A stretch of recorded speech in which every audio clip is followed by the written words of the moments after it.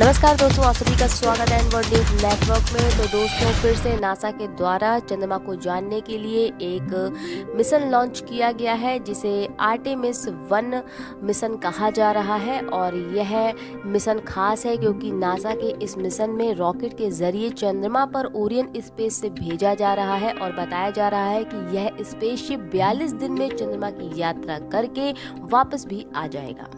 दरअसल 50 वर्षों के बाद ऐसा हो रहा है जब नासा का कोई स्पेसशिप चंद्रमा पर लैंड करने वाला है, जिसे ओरियन नाम दिया गया है और इसे ही आर्टेमिस 1 रॉकेट के जरिए लॉन्च किया जा रहा है। इस आर्टेमिस मिशन 1 की जो खास बातें हैं उसको आपको बताने जा रहे हैं। तो इस मिशन की खास बातें ये है कि इसकी लॉन्चिंग होगी फ्लोरिडा स्थित नासा के कैनेडी स्पेस सेंटर का लॉन्च पैड 39B से।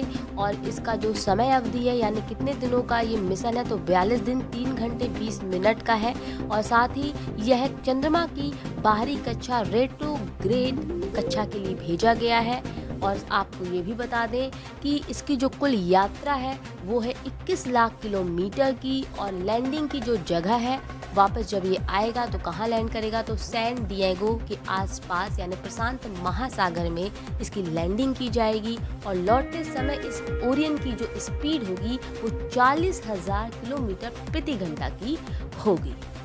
तो दोस्तों, इस मिशन में ओरियन स्पेसशिप जो कि दुनिया के सबसे ताकतवर और बड़े रॉकेट के रूप में जाना जाता है, तो उसके ऊपर के हिस्से में ये स्पेसशिप रहेगा।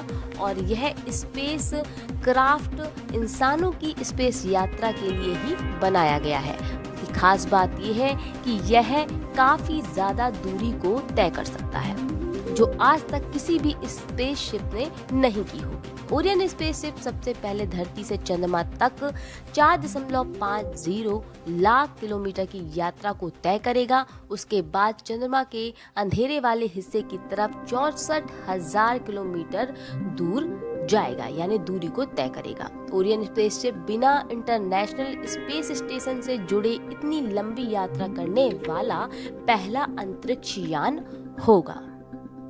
तो आखिर आर्टेमिस 1 मिशन को इतनी ज्यादा महत्वता क्यों दी जा रही है, इसके पीछे की वजह क्या है? तो आपको बता दें कि इसे भविष्य की एक उपलब्धि के तौर पर देखा जा रहा है कि यानी कि ये जो मिशन है, ये जो टेस्ट हो रहा है आर्टेमिस 1 मिशन, इसे एक टेस्ट के तौर पर किया जा रहा है। अगर ये सक्सेस होता है, अगर ये सफल होता है तो इस पे ही डिपेंड करता है कि चंद्रमा पर एस्ट्रोनॉट को भेजा जाएगा कि नहीं भेजा जाएगा। यानी कि अगर ये मिशन सफल होता है तो आगे आने वाले सालों में यानी कि 2025 में आर्टेमिस मिशन की तरह पहली बार चंद्रमा पर एस्ट्रोनॉट को भेजा जाएगा। तो सब कुछ इसकी सफलता पर ही डिपेंड करता है। आर्टेमिस 1 मिशन यदि सफल होता है तो उसके बाद ही नासा के वैज्ञानिक चंद्रमा तक जाने के लिए दूसरी जरूरी जो तकनीकें हैं उनको भी डेवलप करेंगे और फिर एक नया मिशन फ्यूचर में भेजेंगे। तो अगर ये सफल होता है तो कई सारी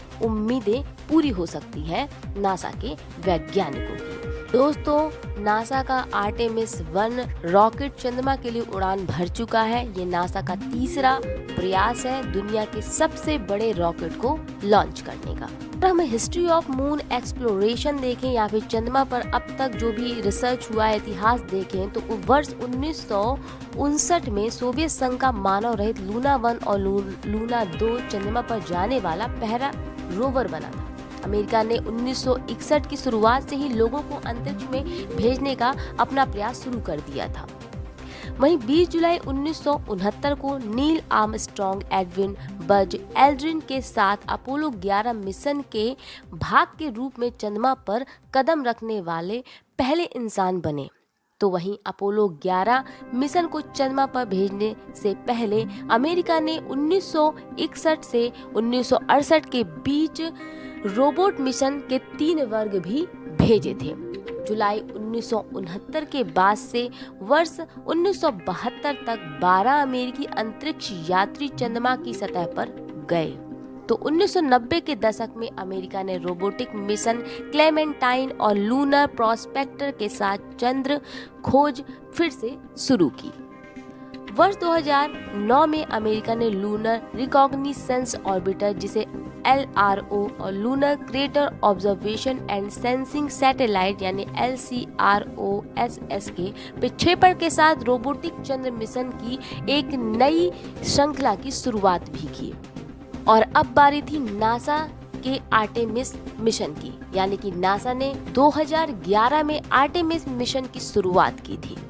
तो इसके बाद गुरुत्वाकर्षण की स्टडी करने के लिए 2012 में gravity recovery and interior laboratory अंतरिक्ष यान को भेजा गया था। इसके अलावा संयुक्त राज्य अमेरिका को अगर अलग कर दिया जाए तो इसके अलावा अगर देखा जाए तो यूरोपियन अंतरिक्ष एजेंसी, जापान, चीन और भारत ने भी चंद्रमा पर अपनी खोज करने के लिए या चंद्रमा पर पता लगाने के लिए अपने अपने मिशन समय समय पर भेजे हैं।